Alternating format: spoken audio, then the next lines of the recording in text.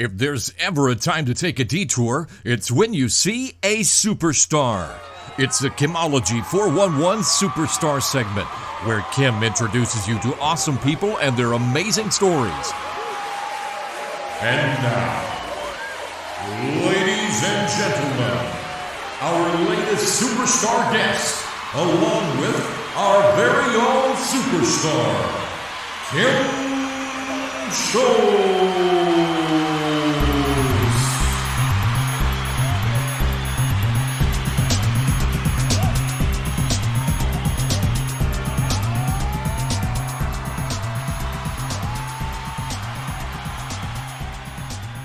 Hi, everyone, and welcome to another Superstar segment with KIMology 411.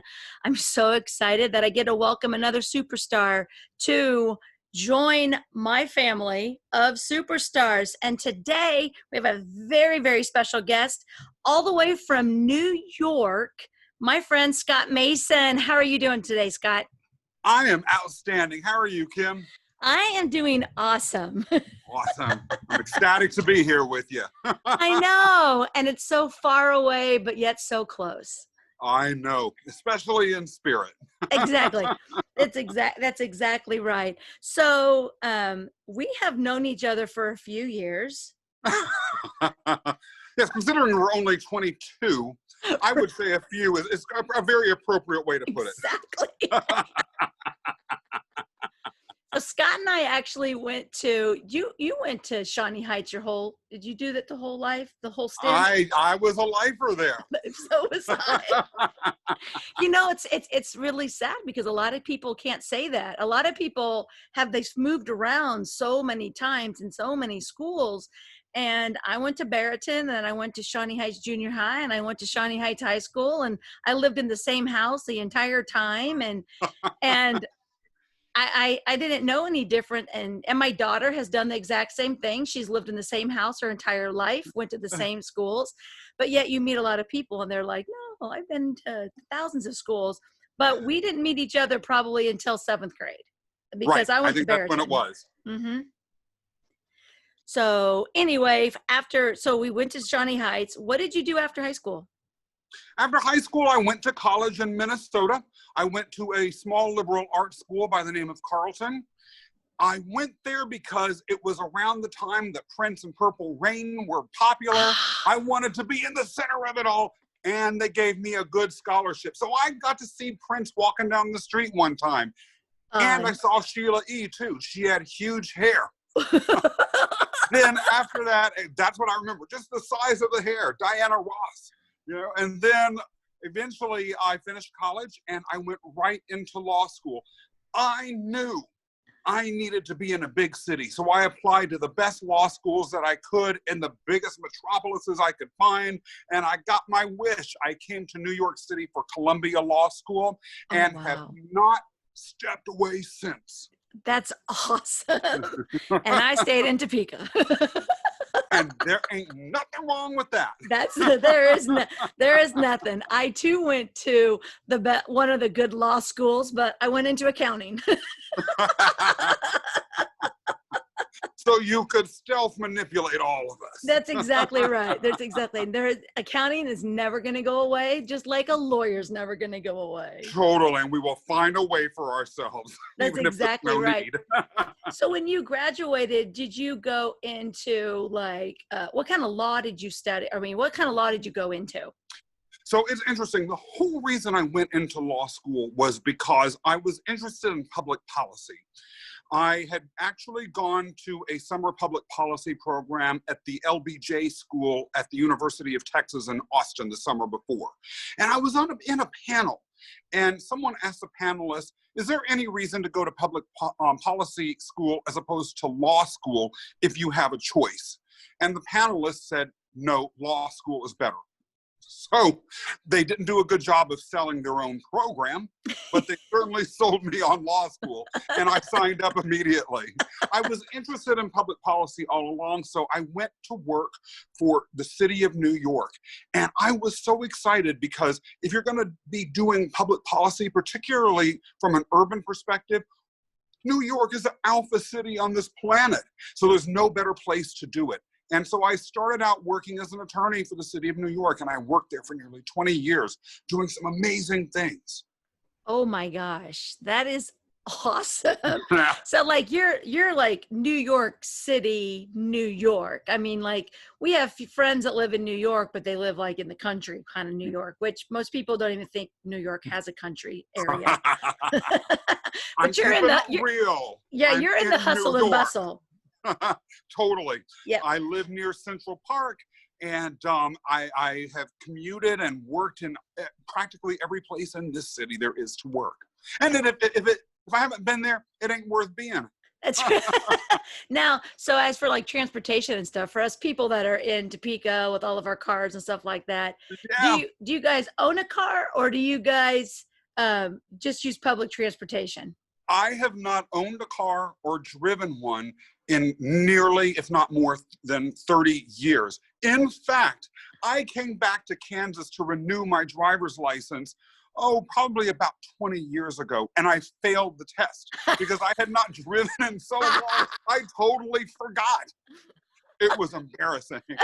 Public transportation, but I'm also a big bicycler. New York City has become more and more of a bicycle friendly city. And so particularly in this era of social distancing, comfort with bicycling is a big part of, has always been a big part of how I operate transportationally in the city. But the subway, hey, you've got to use it. It's fast, it's efficient, it's safe, and it keeps it real. That's awesome, because living in Kansas for my whole life, all you hear are horror stories of all different things, and there's bad things that happen everywhere, but like in New York, we get our information from movies. Yes. And so it's always nice to to talk to someone and know someone that actually lives there. So when we met like last week or a couple weeks ago, when I had reached out to start setting up for the podcast, we were talking about what was going on, and since then everything has kind of changed. In one of my podcasts we were like, what could be worse? And then next thing we know, we've got rioting and we've got picketing, and we're like, okay, I'm just gonna stop talking because I really wasn't trying to go worse than that. But you have, so watching the media and stuff like that, you've got New York has been, for the coronavirus, COVID-19, New York was the starting place for the media. I don't know, like in the United States, because you guys are such a populated area and a lot of people are coming in and out of there from foreign flights and things. And so tell us just a little bit of the actual living in New York during the first few weeks of that. Yeah, it was apocalyptic. It's funny because I had an appointment with my photographer on, I think, the day before the lockdown officially began, or maybe 2 days before. And it's actually the very last thing outside of the business networking meeting that I had the following morning that I did of any consequence that was outside of my house before the lockdown really came down. Even on that date, when the lockdown was not official yet, I rode my bike through Manhattan and across a bridge into Queens, where the photo shoot was occurring. And, I drove through Central Park. I drove near Park Avenue, Madison Avenue, Fifth Avenue, these legendary streets. They were not quite empty, but it was strange. The day was gray. There was a little bit of drizzle. People weren't wearing masks universally yet, but they were staying away from each other. It was frightening. New York City is a place where you cannot live if you're uncomfortable with crowds. I love people. I like them a lot. And so New York is great for me. And even if you get tired of people sometimes, you learn how to not see them. But what had changed was the absence of the sheer numbers of people, and then the way in which that invisible wall that keeps you separate from everyone else broke down, because you had to be aware. Was someone, at that point, I think the distance was 3 to 4 feet or something like that. Were they encroaching within 3 to 4 feet? I was crosswalk on my bicycle waiting for the light to change so I could, speed across the street. Someone in the crosswalk decided to cut to the area where I was to get to the sidewalk, to their storefront or wherever a little bit more quickly. And they quickly came within 2 or 3 feet of me on my bicycle. I'll never forget, I totally backed away. That I would never have done even a few days before. It was something you just ignore people around you unless they're posing a threat. Right. And then what happened afterwards was a city that was bustling and populated suddenly, and it was very quick and very disturbing, felt like something out of an episode of The Walking Dead. It was hard. It was grim. It was bleak, and it was scary. Yeah, that's not your first experience with, devastation and, Not at all. it's more like an unbelievable situation. Like, it's not even something you would have talked about. Like, like, I could see this happening. Right. Like it's not. And to shut down a city that populated, and then now you're trying to, are you guys trying to bring it back? Like, yeah, are you going through phases? Exactly. As it's my understanding, is happening in Kansas as well. Yeah. And phase 1, it's been gradually, slowly reopening for a number of weeks anyway. I don't know to what extent some of these reopenings have been legal or not, but Right. It's been gradually happening. And phase 1 started yesterday or today. And we'll see what happens. I think that even with the phased opening, there were a lot of people that are very, very excited about beginning and have felt like, okay, now I can jump out and be in the world again.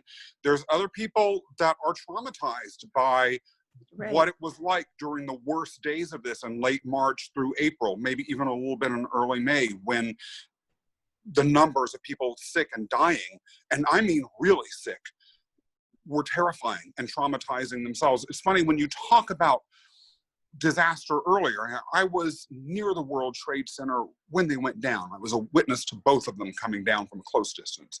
I never thought in my life that anything I experienced would be worse than that. Watching 3,000 people die in front of your face in an instant is about as bad as it gets. This is worse. This is worse by far. No comparison. Yeah, there's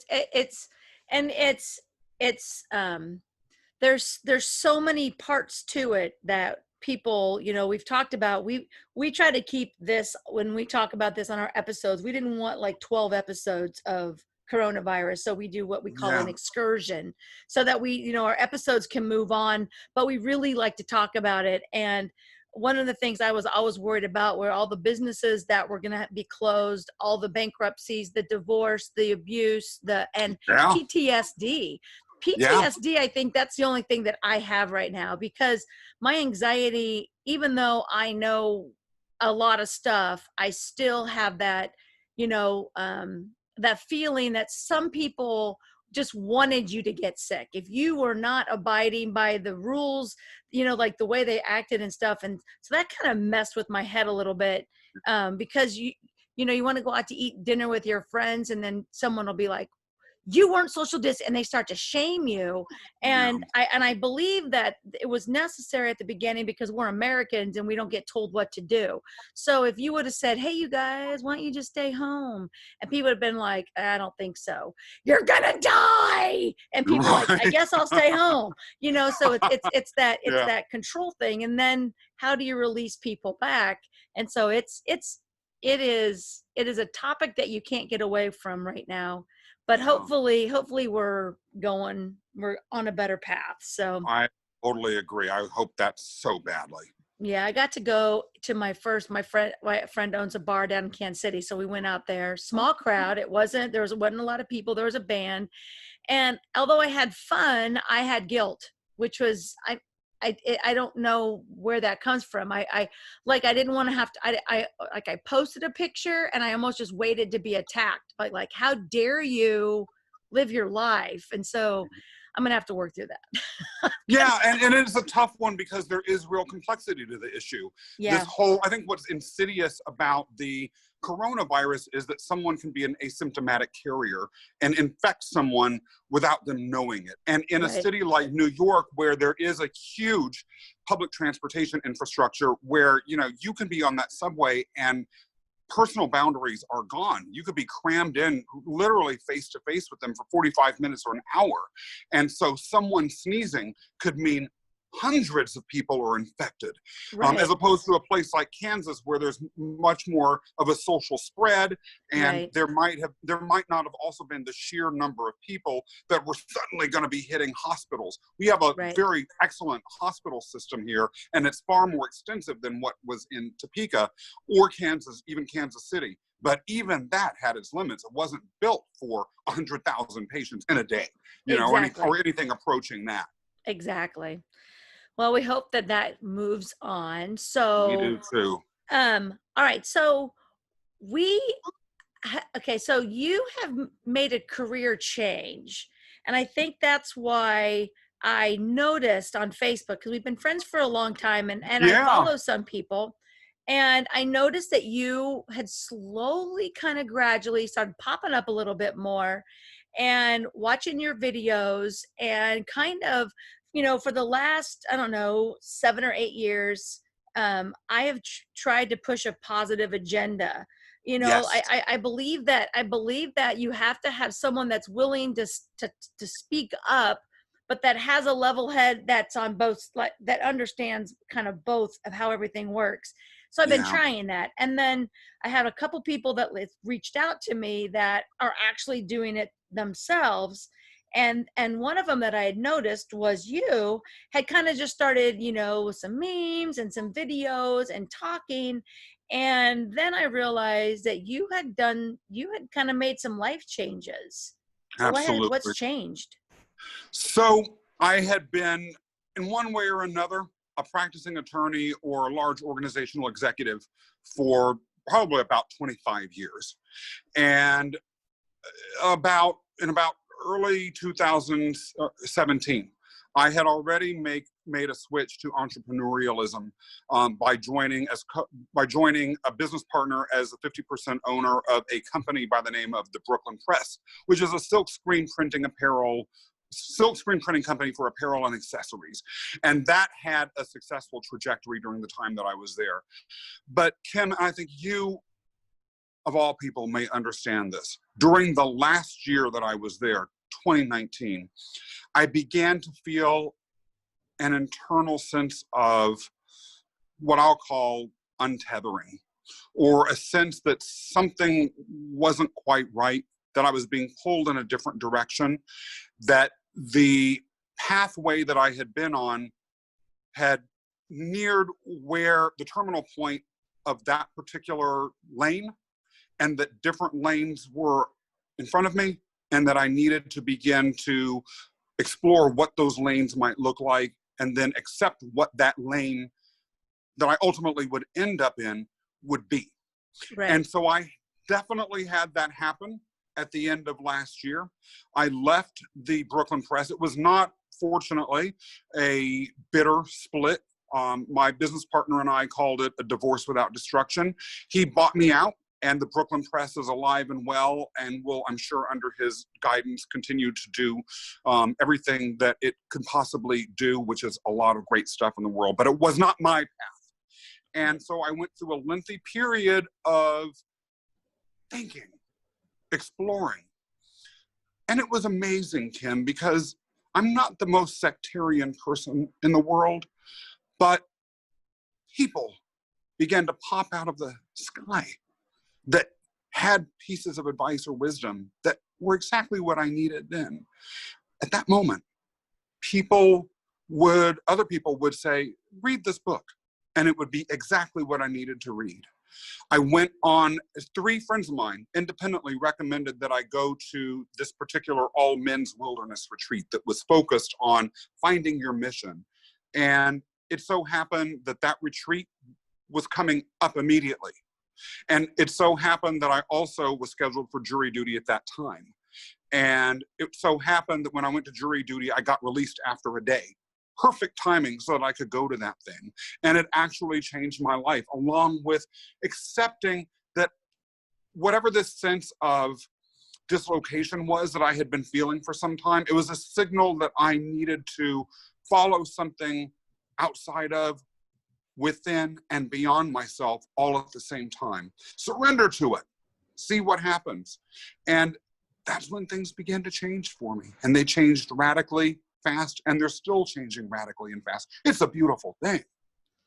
I think that everybody gets those feelings, but it takes a very strong person to follow those feelings. Because, you hear people complain about, I don't like this job, or I don't like this over here, but they're so comfortable. And I always say people, when people feel comfortable, when I start to feel comfortable, my brain starts to work and I need to move to the next level. I'm like, okay, well, I've got this, now I got to move on. I've always been that way. And not everything that I've done has been successful. But I believe that you have to have the failures to move on, to learn from, to realize how to do something better. And I think a lot of people give up on the failures. They're like, I'm just done. I tried this. I'm not going to do it. No, you should figure out. And I always talk about, and you were talking about the road.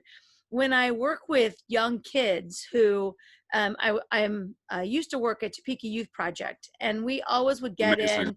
in the kids to help them learn how to get a job, keep a job, but they would come in from the villages, which that means they had been in trouble. And so they were kind of in a halfway house. Or we would have them that had been in trouble and their probation officer had sent them. Plus we also had the owners of businesses kids. So we had a mixture of everybody in this group. And one of the things I always taught them was, you have control of your destiny. And just because you take one wrong turn doesn't mean a better turn is up ahead, but you have to pay attention. You have to be looking for something better, because if your sights are set on failure, then you will find failure.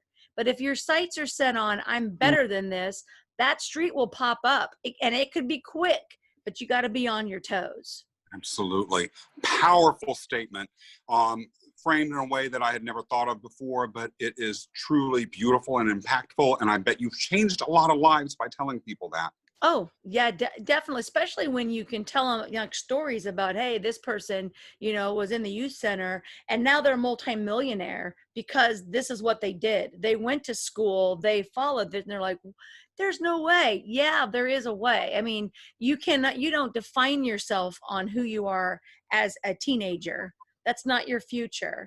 That's just Yeah. a step up into, and you don't even define yourself when you're 30 years old. I didn't know what I was going to do at 30 years old.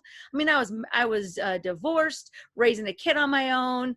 And I always knew that there was something more out there for me to do. And I was doing it in little bits and pieces, but it wasn't until I turned like 50 that I was like, oh, I know now. I know exactly what I'm going to do. And I get to enjoy and have fun.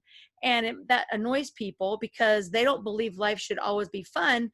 But Yeah. I believe that I want to have fun whenever I do whatever, which is why I do this podcast. Because when you get to be to my level of fame, and this is in my own head, because I don't need everybody else telling me that. But when you get to this, I get to have just as much fun. I don't need to have a blockbuster video or a movie or anything like that.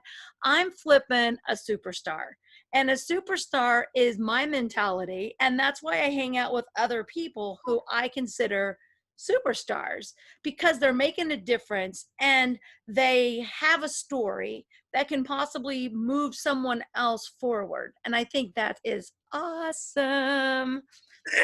And I can utterly and completely relate with what you're saying, especially the sense of when you hit that lane and you're in that place, how fulfilling, exciting, and fun it can be. Even if there are difficult moments or it's not going quite the way you would want it to, it's still fun. I mean, I love waking up every day, and I cannot believe that I get to live my life. Now, I want to say, right, it wasn't until I hit around my early 50s that this call and this insistence from, again, within, outside, and beyond all hit at once. But I had to go through a lot to get there. Yeah. And I have a lot of stories, and I have had these transformational events that at the time seemed like they were failures, or where other people told me I was a failure, or frankly, didn't have what it takes to succeed. But like you said, if you're on the lookout for it and willing to go for it, and understand that sometimes that negativity pointing your way is the arrow that's saying you need to go, then your life can be amazing. People who told me I would never make anything of myself, look from the aside now. They're not getting to live my life. No. And I feel sorry for them that they don't get to. I feel lucky at the same time that I get to. So there's two sides to every story. Well, and I've got a lot of people that, they watch my public journey, because I believe that I don't share everything with everyone. My close circle knows what's going on. And there have been a lot of people that were just like, it must be nice to be as lucky as you are. It must be nice to have everything just happen. And I'm thinking, I guess I'm doing it good if you think that everything just happens. And then my podcast, I can explain to them how I got where I'm at. Because I think I think when people look at me, it used to bother me, because people would be like, I want to do what you do. I'm like, you don't want to do what I do. I work 80 hours a week. Yeah. I'm a single mom. I work 3 jobs.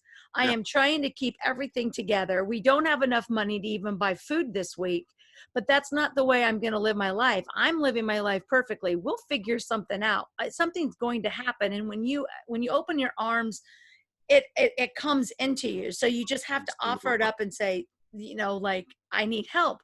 But they don't see that part, because that's not what I'm going to show them, that part of my life. So I always say, you don't want in my head. I will say, though, part of the art of greatness, and it's something I have not always managed to become a master at, is making it seem easier than it is. Now, at this point in my life, too, I'm like you. I regularly work 80, sometimes 100 hours a week. It is very rare that I'm finished with work before 9:30 at night, and as often as not, it's 10:30 and 11, and that includes on weekends. And on some days, my days are starting as early as 7 in the morning and working all the way through without lunch, including today. So the reality of what it takes, the sweat, it's really there, as well as is the opportunity scanning and the development of the skill to see when those arrows are pointing you in a particular direction, to then understand what potential opportunities might lie at the other end of that arrow. But we don't want to sit back and make everyone understand exactly how hard it is, because that also is a waste of our time, their time. It's not really their concern. What we're about, at least how I see it, is bringing positivity into the world. We bear our own problems in the way that we see fit, and sitting and complaining about how much work any person has is not something, in my opinion, many people have a lot of patience or interest in. Well, maybe your therapist and maybe your mom, but not many. Yeah. Well, and like you were saying, to read books, that's what I did. No one really told me the books to read. I just went to my little app on my phone, and I just started looking up different books to read. And I did some of the business books with Jensen Serno, which is How to Be a Badass at Making Money. And I read a lot of those. But I also read a lot of, I love like television and stuff. And I read a lot of autobiographies with like Tina Fey and Rob Lowe. And I read them all. Anna Kendricks. Wow. And I listened to them all. My listeners are like, you don't read, girl. And no, I do not. I do. I listen to them on my audiobooks because I have to multitask. But I listen to them, and they're to find out that, they didn't wake up one day and then just get a starring role in a movie. and like who was bullied as a child, or divorce, how awesome their parents were, how bad their parents were, all the different stories that just, it makes you, and most of the time what it does to me is it just, it confirms what I think. It confirms that stuff. So like reading those different books, I just enjoyed for one summer. I think I did like 56 books in a year, and that's probably more than I did in my whole life, That's because incredible. I just was addicted to, like, I need to listen to this, I need to listen to this. And so I think I do think that when you take the time to listen to a book, then you're opening up your mind to other people, but also you are basically confirming what you have said, like what you think in your head. There's not a business book out there, because I've been in business for so long, and I never thought I'd be like, oh, I've been in business for 30 years. That's flipping a long time. But I already know it. Like when they tell me this stuff, there's not many times that I go, I should try that. Yeah, I already know this. And so I'm like, I'm doing it. Okay, I'm on the right path. And it seems like I listened to the right book at the right time. Yeah. So it's like it just fits in. My latest book that I'm reading, called Invisible Influence. It's a must. And it is about how influence is used and how we don't even realize it. And with what's going on right now with all of the riots and stuff like that, and with the pandemic, there is some actual stuff in the book. I mean, this book is way before then, because this isn't new stuff, but it was like it just hits the spot. And I'm like, I just picked a book. I just typed in influence in my Libby, and this is the book that it came up, and this is the one I'm listening to.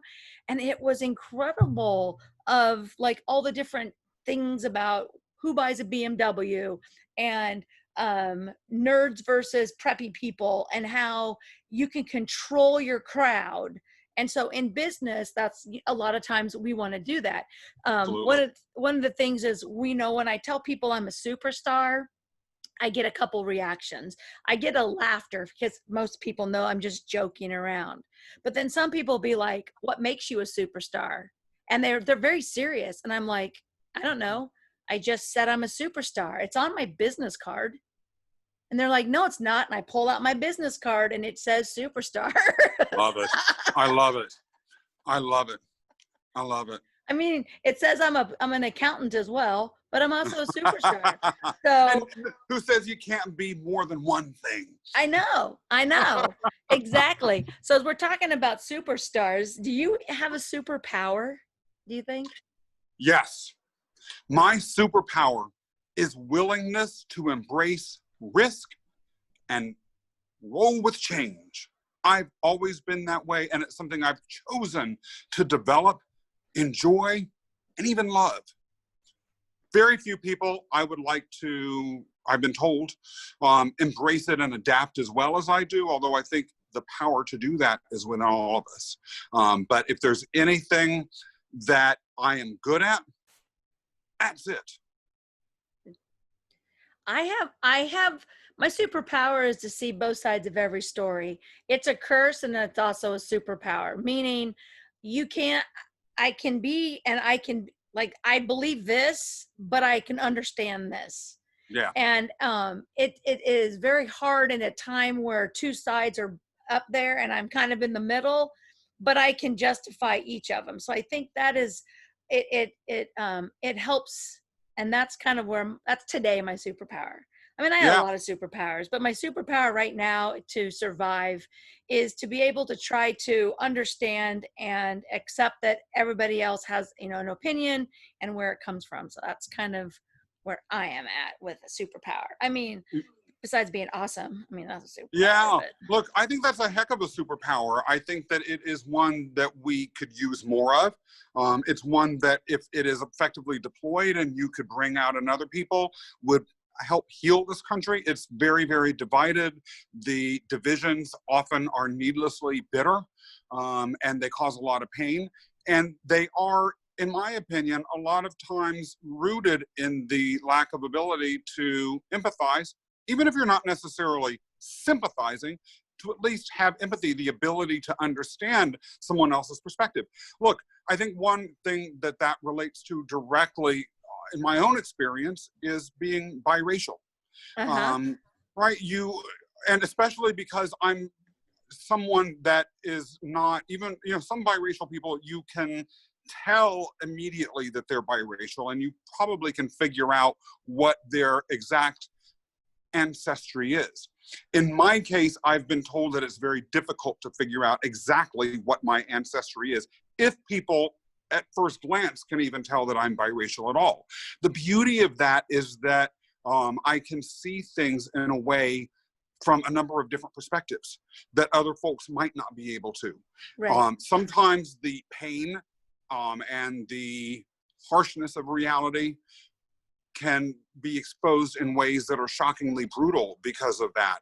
Other times, the misunderstandings, the hurt feelings, the guardedness, and the fear are things that I can empathize with too, that might be coming from any of the sides in the discussion around that particular issue. But I don't think it's universal. I don't think it's limited to issues of race. I mean, other social groups, particularly where there's marginalization of any type involved, have these sorts of challenges around discussion and being able to see other sides. And then when it comes to purely political or economic issues, like the discussions we had a few years ago around healthcare, go as to inability sometimes of people to see other sides and retrenching to the I'm right and not necessarily being open. Right. So good for you for having that particular superpower. Well, and we actually maybe 10 episodes ago, we did a whole show on empaths because Wow. Tyson is an introvert, a huge introvert. And so compared to him, I'm considered an extrovert, but Shocking. I was confused though, because Me? I was like, we were doing the introvert stuff the whole show, and I'm thinking, that's me, because, as an extrovert, I can go out and do all this stuff, but it exhausts me. And then I need to go and I need to be by myself. I need to recharge. And when we were doing some research, I came across an article on empaths. And so we did a whole show on empaths, and I realized that I'm an extroverted empath. I'm not an introvert extrovert. Because empaths are the same way.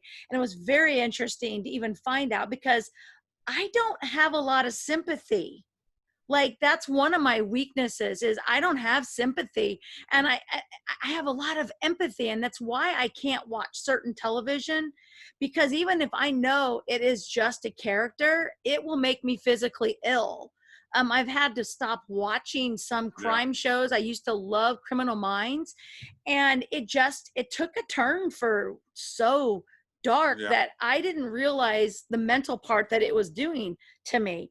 And so I had to stop watching that. And that's empathy. It's not, I didn't sympathize, it was empathy. So I think understanding ourselves and who we are helps us move forward to figure out what classification we are when it comes to our personalities and stuff. And it does make a difference. It makes a huge difference if you're feeling something and you understand why. Because I don't have, I will laugh at you if you fall down, and I mean, I'm like, oh my gosh, but I'm still laughing. Like I don't know. I'm just like, I don't mean to be cruel, but I don't sympathize. Or someone will be, something bad, like financially will happen or something. I'm like, go get a job. What do you mean go get a job? Well, I mean, just go get a job. There's tons of jobs out there. Just go to Walmart. I'm not going to Walmart. And I'm thinking, I'm not like, I feel so sorry for you. I don't know. But my empathy steps in and I want to help them. I don't know. It's kind of weird. So I would have to say sympathy is not my superpower, but empathy is.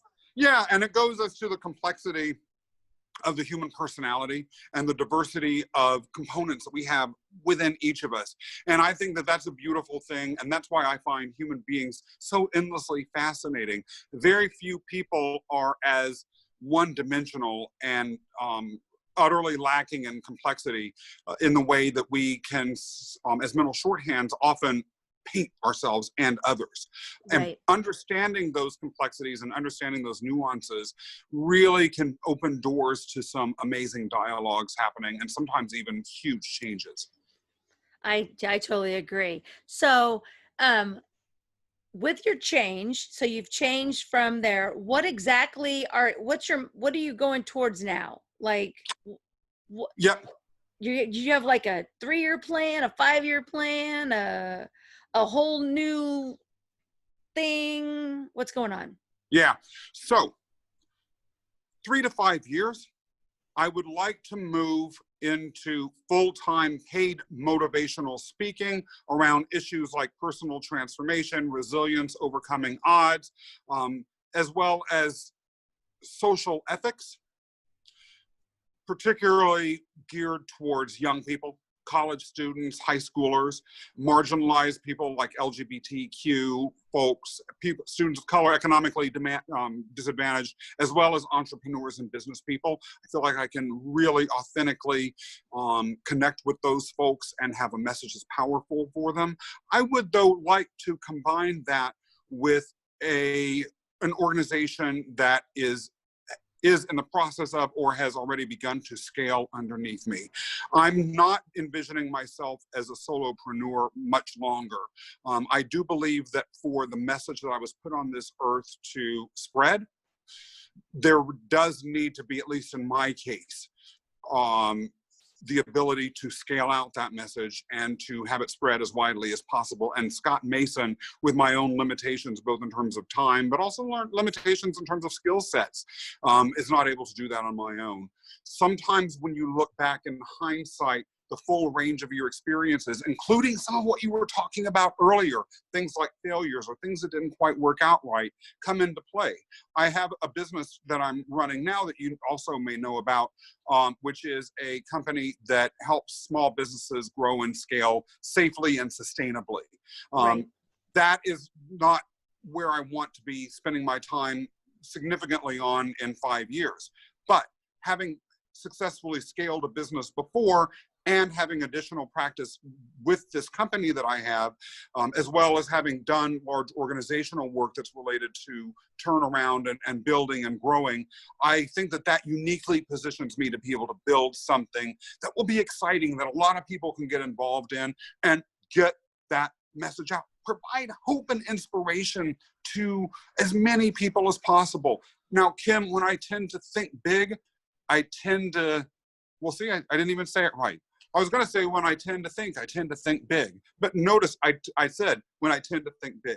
So Right. I'll just finish the sentence I started. When I tend to think big, I don't just think size XL. I'm thinking size 10XL. Right. And so I want to and fully intend to maximize the scope of that organization to the extent that I can, to maximize the scope of my impact. That's what I think I'm here for. That's what I'm excited to do. Right. And I'm the same, like, accounting has always been my, that's what I have a degree in, but I believe it's my personality and the way I can get along with people and the way I talk. That's kind of where I started with the podcast, to start actually kind of talking. My organizational skills suck.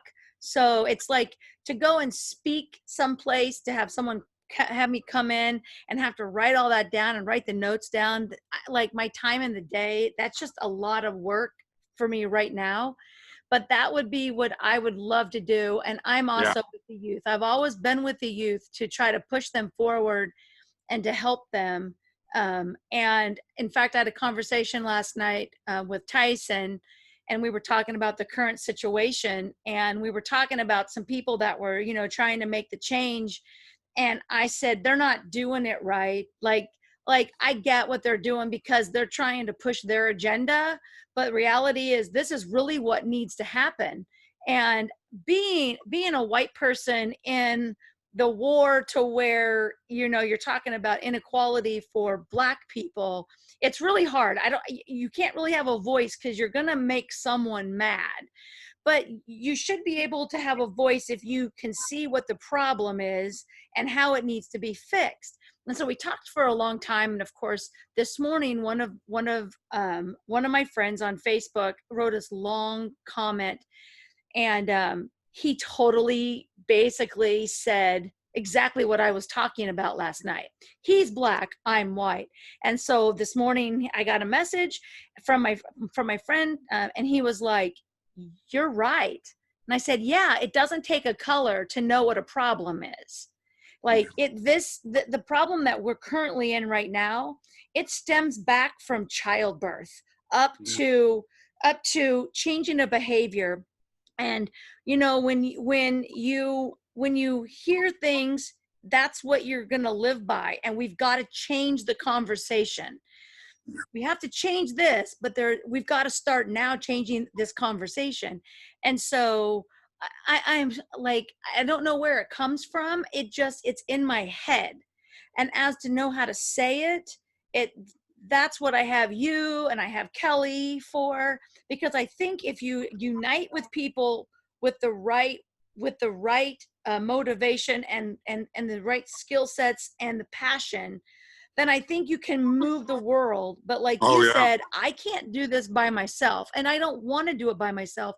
I don't want to be. That's why I have a superstar segment, because if not, I could just have a show where it's just me talking, and I don't do that. I don't have shows. I always have other people that I'm talking with, because I believe that I have a lot to say, but I am only going to be able to say one piece of the pie. And I can't, and I can't say all of it, but I can start a conversation, but I might not be able to finish it because it might go out of my skill set. So I love the fact that that speakers and stuff, they've always been around. I've never listened to them because it was not part of my day. It was not part of what I do. And now I do try to listen to more people. I'm not saying anything that has not already been said. But then again, why do we make remakes of movies? The movie's already out there. We need to change it, update it, and I think that's the time right now is to move forward. And if this is right now is a really good time to get out and get to the younger generation, because you're not going to change. You're not going to change older people. They're set in their ways, and we're going to see that after this coronavirus. We're on phase 3. You're on phase 1. Once it gets back, people, once it's old news, we just go back to normal. It's kind of like that person that joins the gym and they're like, I'm going to do it. And they go to the gym every day for 2 hours. And it's like, I've been there for 7 days. And then they're too sore. They twist an ankle. Their kid has ball practice. Then they have to work late. The next thing you know, they never go back to the gym because it's not part of their normal life. And so we have to retrain what a normal life is. And I think that starts out at the youth. I think that starts out giving them hope. And I had a longer conversation about what I would do and how I would fix it. And then this morning, he sees another comment and he was like, how did you know? It's like, well, it doesn't take that much except to open your eyes and see the problem. And I've been with kids my whole entire life, a substitute teacher for 18 years. Kids are my life. I would love to make a difference in more of their lives. I loved what I have, and I have a lot of kids out in the world who still look at me as Miss Schultz, the teacher who was there for them and understood them and got through to them when other teachers couldn't get through to them, because I want to make a difference. So I'll tell you, sometimes, whether it's when I'm reading a biography of someone or just maybe encountering something online somewhere, I'll see pictures of groups of young people. Maybe they're school class pictures, maybe they are groups of them hanging out with their sports team or their circle of friends. And when I see a young person, what I see that stirs me every time is the hope that those faces and those eyes represent for the future. Right. Similarly, there's nothing more tragic than when I see a young person's face and I observe a life that's been thrown apart or cut short or made into something tragic. You know, there was a friend of mine who told me that when she was a girl here in New York City, she had a crush on someone who I believe was a basketball player. Now, she was a nerdy, quiet sort of girl, bookish, who he would never have paid attention to, but she thought he was the most beautiful thing in the world. And many years later, that little infatuation never went anywhere, but she was in the subway. And in the subways here, particularly at the time she was talking about, they've cleaned up a lot since then, but during the bad old days, there are areas at each end where water that might have come down into the system, there are little spouts that take the water into the subway itself, or maybe other drainage pipes.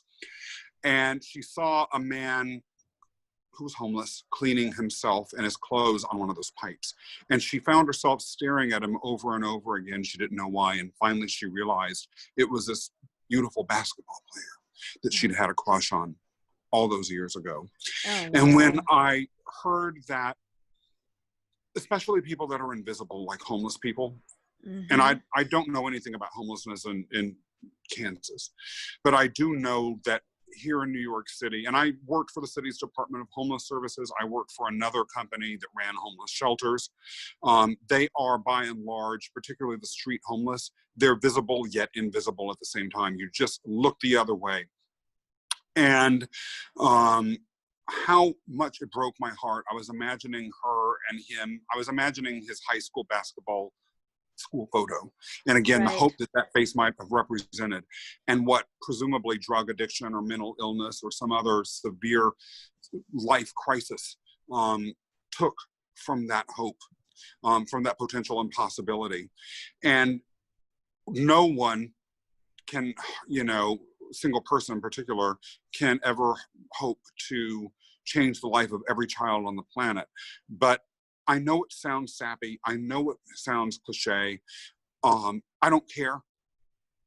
If you can change one, even a few people from that, that's a power that's so profound. The potential that he might have had whatever things happened to him that caused him to end up cleaning himself on a subway pipe, you know, during the middle of rush hour one day. Who knows what interventions or what influence. I had a very, very troubled experience growing up as a young person in Kansas. And what helped me make it through were people that decided to take an interest in me. A couple of my high school and junior high teachers, some people from my church. And without them, who knows what my life would have been.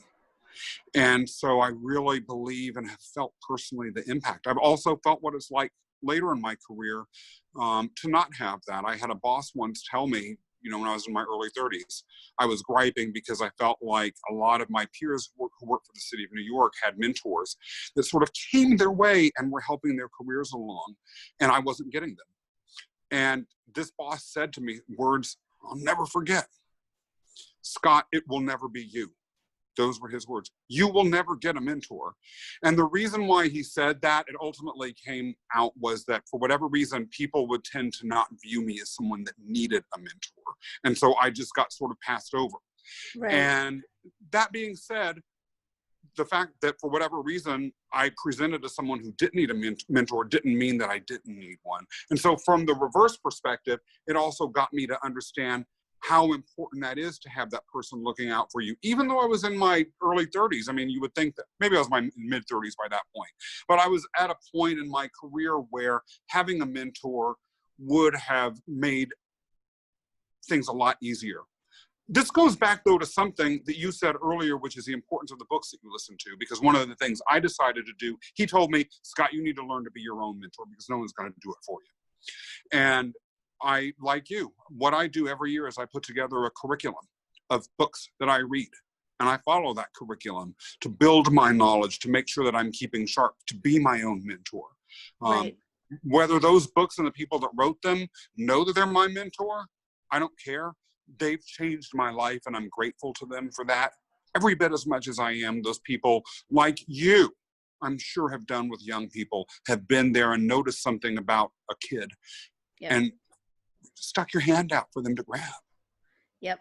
Well, and I'm sort of in the same boat as you. I'm highly confident, and I give off an aura, which I've been told that I'm unapproachable because I never seem like I need help.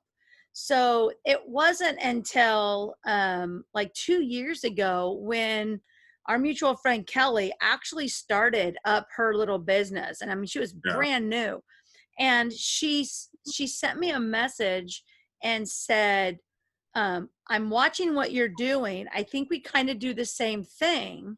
You should join my group.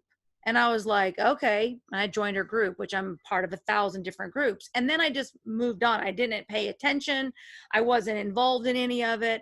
And it was like 2018.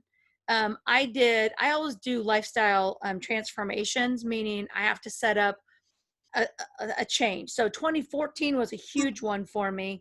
And then 2019 was going to be a big one. So in 2018, I made a comment that said, I'm going to expand my business.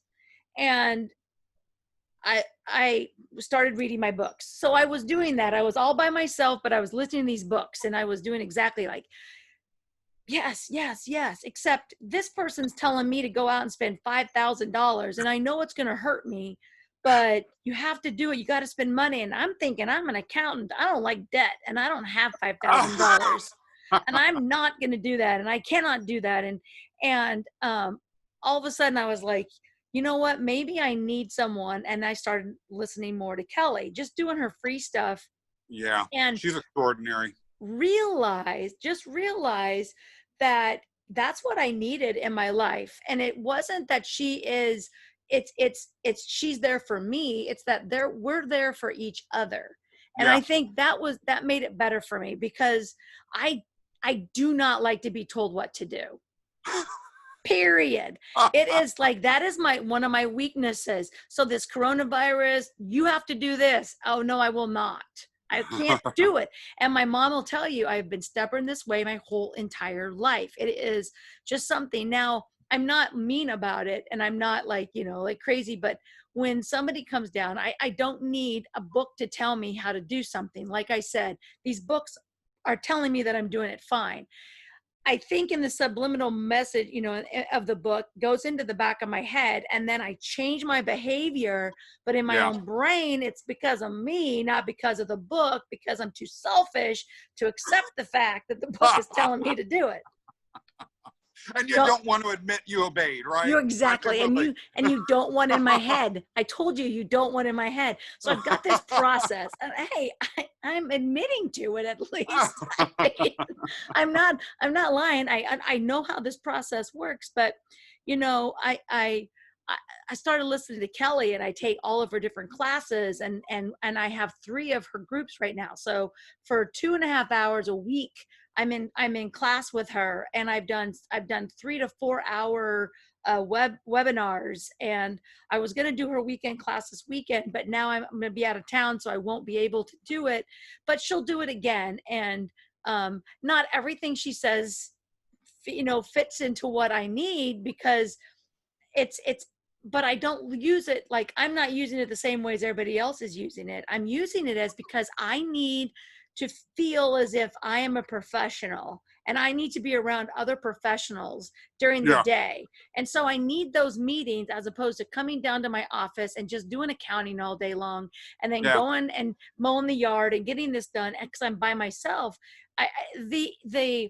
My income has quadrupled.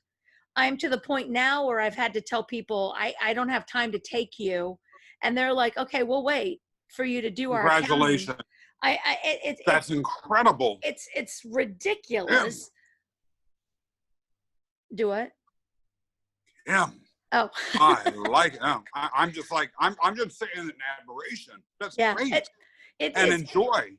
Yeah. And so, but I had a couple breakthroughs. I had to figure out why I wasn't going to make more money. And one of them, I have 2 things.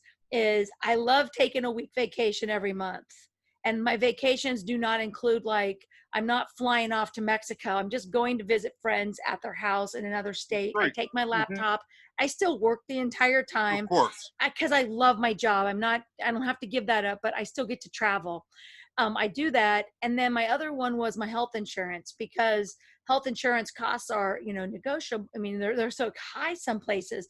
And in my head, I kept thinking, I'm not going to be able to travel if I make more money, and I'm not going to be able to afford health insurance. And Lynn, which is Kelly's husband, he made me go out and get health insurance quotes the other day for me to realize that I had just been living in la la land and I absolutely did not know anything about health insurance, and that I'm able to get a policy for less than $500 a month with a very good deductible, everything Wow. affordable. And I was Wow. thinking $1,000 a month with a $5,000 deductible. And that was actually something that was standing in the way of me moving to the Mm. next process. Just Yeah. something that, and that's been years of me thinking, I don't want to make, because when I'm like, my insurance now goes on my income. So I don't want to push up the income. But now I do. And now I realize Yeah. I don't have to make $1,000 billion more. I know what I need to make, but it's those things that step in our way. And my books and Kelly, they're the ones that make me do it. I mean, they have to challenge me. You have to say, Kim, do this. Yeah. Next week, you're going to have to tell me about it, and then I'll do it. If not, Yeah. I'm not going to. So I have to commend that. You do have to have a mentor. And it's sad that they thought you were just awesome enough that, oh, you'll just be fine. But imagine if you could have had a mentor at that time to even push you farther, faster. Yeah. Yeah. I agree. Now, that being said, one of the things, there's two things embedded in what you're saying that I'd like to just sort of throw some thinking out about. Mhm. One, I love the fact that you're talking about, in terms of the mentorship that Kelly and Lynn provide, that they incorporate accountability into it. Because accountability, particularly to ourselves, is a very challenging thing for folks to have. But it's invaluable. And if we really want to be our best selves, we do have to learn to be self-accountable. Again, it's hard because it involves facing ourselves and things about ourselves that we might not like to face. Right. Or it might involve us taking the hard road as opposed to the easy road. So that's number one. Then number two, it's interesting. I have thought a lot about particularly my years with the city of New York and that mentoring situation and that conversation he had. The one good thing that I will say about it is that it forced me to be scrappy and creative in a way that I would never have been otherwise. Now, the people who were mentored and who received a lot of these opportunities, maybe they were not fully mentored in the way that Kelly and Lynn are mentoring you. Right. It sounds with that accountability component. What would happen with a lot of those folks is that they would get opportunities just handed to them. Well, the downside of that is you can rise to a certain level, but if things are handed to you, or if you are supported without accountability, then you hit a certain level and you can't grow beyond that. Or if the mentor is gone, then there you are. And the consistent thing that I've seen about some of those folks is that they've never really been able to move beyond a certain level. I'll tell you, going back to the coronavirus part of this conversation, I knew the minute this started to go down and it was bad, that I would be fine. There were people, and there was always a possibility that I get sick or whatever, but leaving that aside, that economic downturns, hardships, oppression, social distancing, being stuck in the same, all of that sort of stuff would be hardships.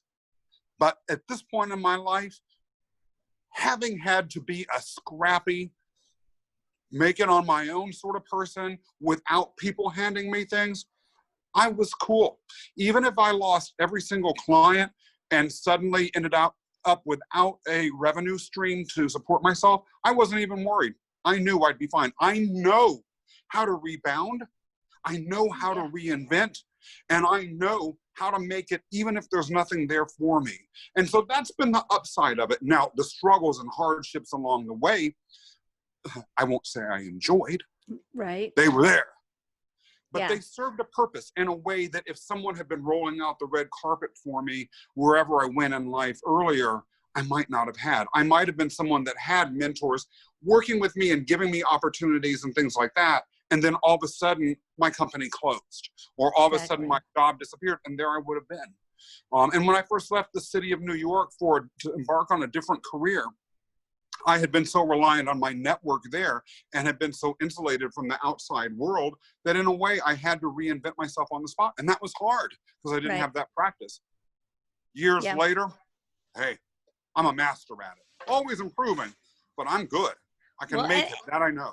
And that does, and see, that makes a lot of sense. There's a lot of people out there that have fought, but not everybody makes it. So, you know, like it takes a special person to get where we're at with everything that we've had to endure. And of course, your endures is yours. Mine is mine. We don't compare that. We look at each other like, okay, I have got this, you've got that. But a lot of times people want to one up everybody. They want to be like, oh, but no, you didn't do this, I had to do this. And like that's one of the hardest things in business is realizing that sometimes you just have to listen and it's not about you. So, you know, I think it's awesome that you can, what do you call it? Not conquer, I don't know what, like go push through, situations, because you are correct. There's a lot of people. My daughter was one who did not want to use the family name to get anything in life because she had watched us. We are very prominent in our community. We know anybody and everybody, whether it's through my mom and dad square dancing. And she just, you know, and her dad's side of the family, which her dad isn't really around, no one knows them. So our family does that. And I think my daughter was more kind of like, I can do this on my own. I don't need my mom's help. Okay, do it on your own. And then all of a sudden it changed with her to be like trying to get jobs and stuff. And she's kind of like, do you know Kim Schultz? Do you know Chris Schultz? Do you know Frank Schultz? Do you know Diane and Alan? And there's never been a person that didn't say they don't know one of us. Wow. And they're like, and then they're like, we love your family. We love your family. And I think that is important as well. If you've got your entire family, we don't have anybody in there that's like, oh, we don't like them. I mean, if they don't like us, then, I mean, that's fine. I mean, that's because they have their own pet peeve with something that we've done. But now she's okay with it. Now she's fine with, because she understood that I worked really hard to have a great reputation. And if my daughter's going to get a job because of that, that's fine. But once you get the job, you now have to stand up to our reputation. Yeah. Do not screw that up. You don't get to, you know, slack or not do your job or not, and that ain't gonna happen. And so maybe that's why she didn't want people to know. She didn't want to have to be as awesome as we are, because we're pretty awesome. Yeah, and I will say, I mean, that was both an advantage and a disadvantage coming to New York City. No one knew my parents, Patty and Chuck Mason, in New York City at all. Or if they did, that name didn't mean anything. So on the one hand, it made it harder for me to leverage connections and networks, because when I came here, I had to develop them from nowhere. And let me tell you, at my law school, there were people who had entire families that had, you know, been in the law or there was a woman in my class whose grandfather had been on the U.S. Supreme Court. There's no way in heck any connection that I could ever dream of having would come anywhere near close to that. On the other hand, there is a struggle that someone can have. That network, like you said, can get them through the door, and that's great, but you do have to produce no matter what. And so, and if anything, if you are a person who has received the benefit of a family name or family connections helping you, hopefully you're savvy enough and mature enough to understand that you don't want to let your family down. Right. And that people will judge you by that. And so you work extra hard. Privilege, entitlement isn't attractive on anyone. But good for you for having been able to build that family name and that reputation. That also is a huge skill set. It's a lot of work, and it doesn't surprise me at all that that's what's happened with you, because listen to you and watch you being you. Is it any surprise? Heck no, it's not a surprise. All right, so I have one more question, and then we will end this one, but I'm sure we will be back with more stuff following you along.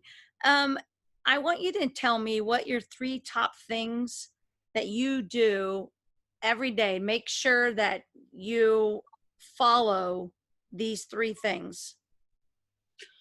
Number 1, I really make an effort and a conscious effort every day to lean in fully to who and what I uniquely am. Kim, I used to hate the fact that I didn't fit into any box. I'm gay, I'm biracial, I'm weird looking, I have odd hair, I'm tall, I'm all this, that, or the other. And I have weird skill sets, all that sort of stuff. Once I discovered that those uniquenesses were sources of distinguishing myself, and sources that were unique channels for what I had to bring out into the world, I chose to lean into them, and it's been phenomenal. So making it a practice of being weird, crazy, Scott, number 1. Number 2, living life to its fullest. There's a huge debate in this world as to whether there's an afterlife or not. Some people say there's none. Some people say there is. Even if there is, that afterlife, everyone agrees on, will not be exactly identical to what it is now.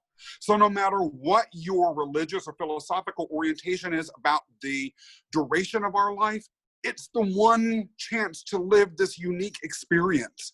And so to take back and not have the opportunity to live it to its fullest is, to me, abdicating the opportunity that such a gift gives us. And so I'm never someone that's going to be, and not to judge someone, but who's going to be locked away, hiding in an office every day, not being out trying to do something, or hiding under a table, or becoming a voluntary shut-in. Because I really think this is our only chance, and nothing for me would be more tragic than to say, I live this life and do everything in my power to fully experience it. And then number 3, adventure. I want my life to be an adventure. Yeah, there are gonna be the monsters that I have to fight, and the scary jungles that I have to slash my way through, and there's gonna be the boring stretches, and there's gonna be villains that try and knock me down. But I would still rather have a life that is an adventure than one that's boring. I can't stand being bored. That's why, by the way, we get along so well, because you ain't boring. Well, and that's my 3. My podcast is an adventure. So I don't know if you ever, I always end my episodes as keep taking your adventures, because that's why we have my episodes are my adventures, and then we call excursions, meaning the long things like the bus and the boat, and you have to go up to the island. That's kind of what my podcast is all about, because I too I love to go on my adventures and on all my trips and stuff. And you were talking about, like looking for the box that you fit in. And I've always lived outside the box. And I just never that isn't even something I've always, like, if they're doing this, I'm taking it a step level, and that's, a level higher. And that's since I've been a child. At Shawnee Heights, we started a bunch of different things. I got a drill team to be able to be in the musical, because they never let us be in there, but I got that. I got sweatpants.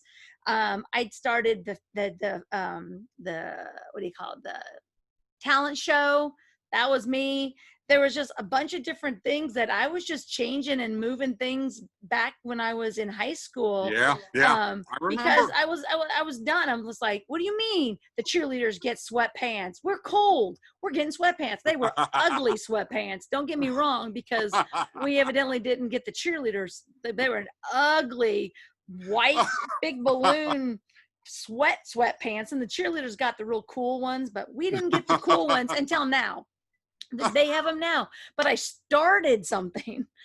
I started many things. So I've always not been in the box, and so when someone says they're looking to how to fit into a box, that's just like, that's, to me, it's just kind of like, I never thought of, just I didn't know any different. Like, lawyers are experts generally at fitting into the box. My philosophy, though, is, especially for myself, I can't fit into the box. Maybe that's why I wasn't able to be a lawyer forever. Right. But exactly. I'm all about not only stepping out of the box, but building your own box and then standing on top of it. Yeah, That's exactly. where it's at. Exactly. So the three that I do, and this is current because everything changes, is Love my it. honesty. I am blatantly honest. I don't know how to be any other way. So that gets me in trouble often. And it also keeps me out of conversations, because people that don't want to hear me, they won't ask me. And if you know me, don't ask me. Don't ask me if your hair looks good. Don't ask me if you've gained weight. Don't ask me. Does my hair look good? Never gained weight. You know what? Your hair looks spectacular. The last time you had on a hat, and I thought you had that big old long tall hair going on. Top, yeah. You look sharp. You also have your little suspenders on. And then I got out of that one. my integrity is what I know. I don't like people second guessing me, and I don't like people there's certain things that I know how to do, and when you come to and you challenge my integrity on something, I'm gonna have a problem with that. I'm very, like, I am genuine, I am honest, and I will not do something I don't know how to do. So when someone challenges my integrity, I have a problem with that. Yeah. And in open-minded, and I have to be, because I see both sides of every story, but I've got so many different people in my life, and I love all of them the same, whether they are straight, whether they are gay, whether they are black, whether they are white, mixed race, poor, homeless. I have all these people. I have met these incredible people in my life. And a really quick story, I had a friend of mine who is an attorney, told one of her friends from church to get a hold of me to help her with her taxes.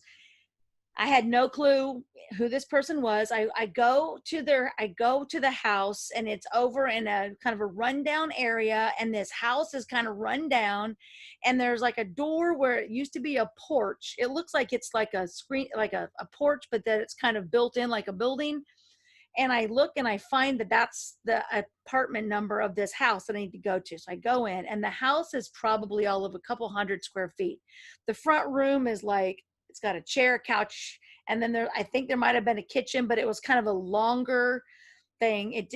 There was a smell to it. It was just, it was a place that most people wouldn't want to go into. It was clean, don't get me wrong, but you were just kind of like, I don't know who this person is. I'm going in a strange house, and I meet her, and she starts telling me her life story, and how she was homeless and she lived on the streets, and how she finally got back, and she's worked multiple different jobs. And because of her background, she's not getting good paying jobs. She's doing the work. She loves to go to work, but she's just not making tons and tons of money.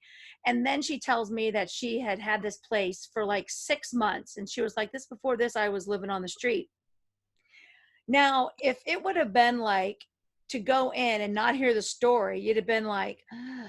But to realize she was living in a tent, and now she's got a building that she can live in, no air conditioning, no heater, in this area. And she said, what do you think of my place? And I said, this is the most amazing place I've ever seen. You have done so well for yourself. And I was just like, you have to have those parts in your life. Cause I was honest. It wasn't where I would live, but for her, it was just amazing that she wasn't homeless anymore. And she told me she got this furniture and it was like $70. And then she asked me, she was just like, well, how much do I charge? How much do I owe you? I said, you don't owe me anything. What you owe me is to keep being awesome and keep your job, keep working, and keep doing what you're doing. You're just an amazing person. And she was like, okay, and it wasn't like I changed her life or anything like that, but I'm not charging someone who's struggling that hard. Right. That's my pay it forward. And, but I also, she'll call every once in a while and, tell me stuff that's going on. She needs someone to be there. And I think that a lot of times we push them aside. And so the open-minded part that I have is I just really try to understand everybody, who they are. And so that's kind of what I always try to live by every day. It's not to say that I agree with them. And it's not to say that I'm going to be like, oh yeah, that's good. No, because there's a lot of times people will say or do things. And I'm like my friend the other day, we were talking and I'm on the Democrat side. Okay. I'm in the middle. She's the Republican side.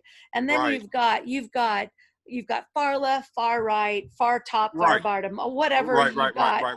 But I see both. And we were having a conversation about an article. And she told me, she said, don't interrupt me. Just let me talk. Because I always stop her. Because I can't listen to when she goes cuckoo in my brain. I don't want to listen to it. Like, you're wasting my time. So I let her talk. And then I said, well, I would have stopped you. And she says, oh, I know. I said, whether you told me to let you talk or not, if you're going to go down a road that's going to waste 15 minutes of my time telling me something that I do not believe in my heart is even right, I'm stopping you. I'm not the one. And she was like, oh no, I know. And I'm surprised you let me talk. Well, because I don't have time. Tell me something that's important. But if you're trying to push your agenda on me, then you're wrong. So anyway, that's kind of where I'm at. But I appreciate you taking the time out and coming on my show. I appreciate you finding the time for me. This was a blast. I know, and we'll do more. You've been talking about in the future you'll have a podcast, and oh yes, and you're gonna be on it. Yes, and so you just make sure that this will be released next week, and then you just share it on your. It goes without saying. On your Facebook, your social media. Good. And if you need anything, let me know. If you come up with a topic and you want to come back on KIMology, all you got to do is tell me. And we only accept superstars, which is pretty much everybody. But you can take that as you want. So I absolutely love it. Everyone is. Anyway, all right, guys. Well, thank you so much for this superstar segment with Scott Mason. Now, remember, we've got other episodes. We've got over 53 different things for you guys to be listening to.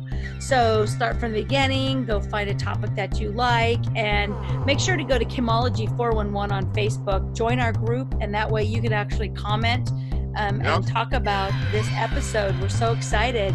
Thanks again, Scott, and we will talk to everyone soon. Excellent. Thank you, everybody.